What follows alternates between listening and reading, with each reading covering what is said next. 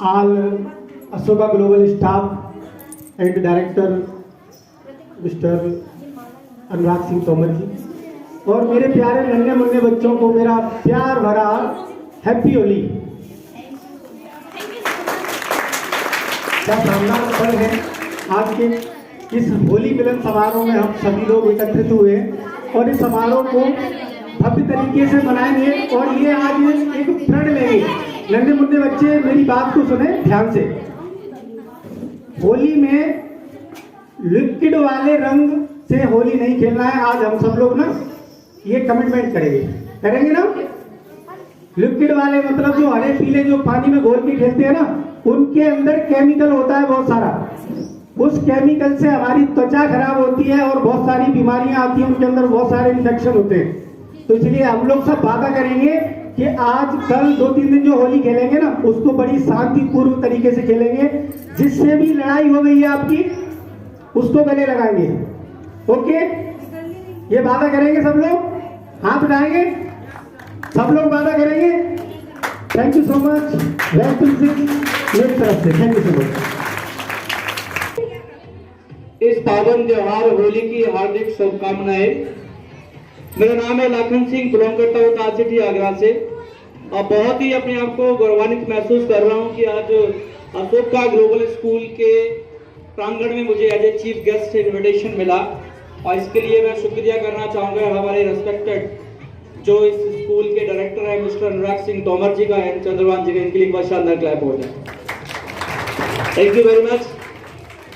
प्यारे बच्चों एंड यहाँ पे उपस्थित बच्चों के अभिभावक, होली का त्योहार एक बहुत ही पावन त्योहार है और सिर्फ हिंदुस्तान के अंदर ही एक खूबी है कि हम पूरे सारे त्योहार बहुत ही धार्मिक तरीके से मनाते हैं। मैं वैसे आगरा से ही हूँ, लेकिन अगर मैं बात करूँ संस्कृति के तौर पर तो हिंदुस्तान का मुकाबला, अपने भारत का मुकाबला किसी से नहीं है, क्योंकि अब तक 5-6 कंट्री की मैं यात्रा कर चुका हूँ। Dubai, Singapore, Malaysia, bouquet, Vietnam और इंडोनेशिया, बहुत सारी कंट्रियों के अंदर मैं गया हूँ। वहाँ के बहुत सारे लोगों से मिला हूँ। वहाँ की जो शिक्षा पद्धति है, ये बात मायने रखती है कि वहाँ पे शिक्षा पे बहुत जोर दिया जाता है।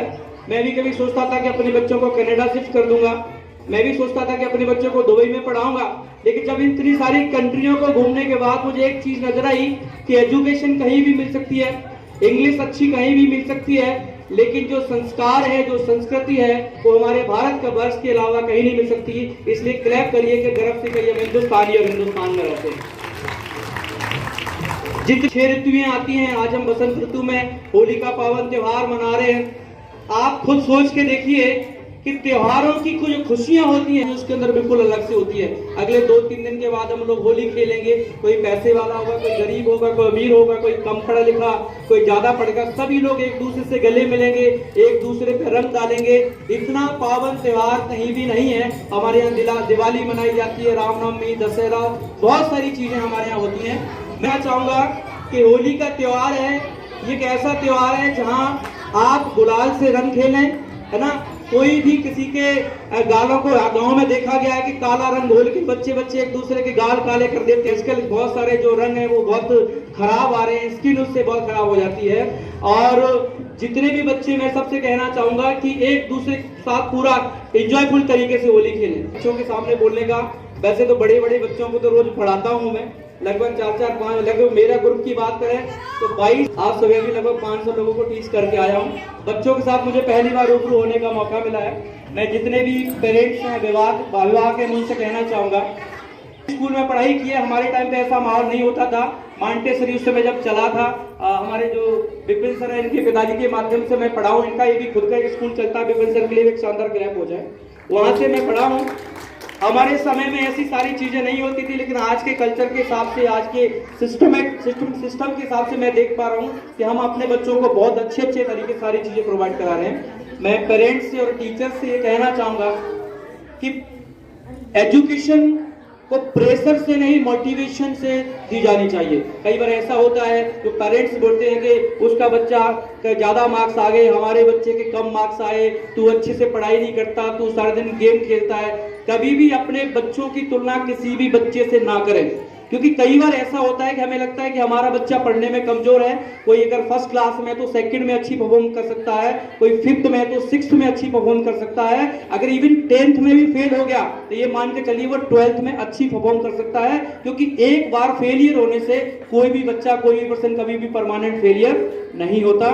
12th क्लास हमने मूवी देखी है, 12th पास हमने मूवी देखी है, उसमें लोग उसको बोलते थे कि वो परमानेंट फेलियर है। लेकिन याद रखना, बच्चों की जो एजुकेशन इसलिए करवाई जाती है कि उनकी जो ब्रेन कैचिंग पावर है वो कितनी है, उनकी मेमोरी कितनी है। क्योंकि जो हम एक साल में पढ़ाते हैं वो 1 घंटे के एग्जाम में उनसे पूछते हैं कि जो तुमने आज से 2 महीने पहले पढ़ा, 6 महीने पहले पढ़ा, वो आज आपको याद है कि नहीं। ये एजुकेशन है, जस्ट मेमोरी पावर है। असली एजुकेशन की शुरुआत 12th के बाद होती है कि आप कहाँ जाना चाहते हैं, क्या करना चाहते हैं। इसलिए मेरी सभी टीचर से और सभी पेरेंट्स से ये प्रार्थना है कि अपने बच्चों पे कभी भी प्रेशर ना डालें कि भाई आपको इतने मार्क्स